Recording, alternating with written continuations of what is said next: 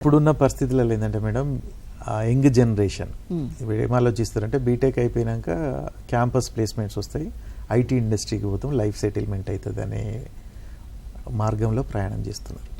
IT section select అయ్యి కూడా 3-4 ఏళ్ళు 5-6 ఏళ్ళు పోయాక మళ్ళీ ప్రమోషన్ వైపు మేనేజ్మెంట్ సైడ్ వెళ్ళాలంటే ఖచ్చితంగా అప్పుడు ఎంబీఏ డిగ్రీ అవసరం వస్తుంది.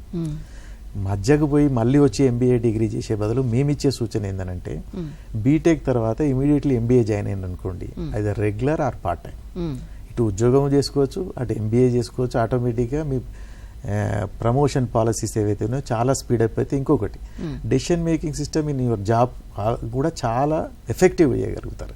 ఒక నార్మల్ బీటెక్ చేసిన వాళ్ళకి బీటెక్ ఎంబీఏ చేసిన వాళ్ళ పర్ఫార్మెన్స్లో హ్యూజ్ డిఫరెన్స్ ఉంటుంది. మేనేజ్మెంట్ ఒకసారి అయిపోయిందంటే సాఫ్ట్వేర్ ప్రోగ్రామర్ కాకుండా సాఫ్ట్వేర్ మేనేజర్గా ఎదిగే అవకాశాలు ఎక్కువ ఉంటాయి అన్నట్టు. ఒకసారి మేనేజ్మెంట్ కంప్లీషన్ అయ్యి కమాండ్ వచ్చింది అనుకోండి, will become a team leader.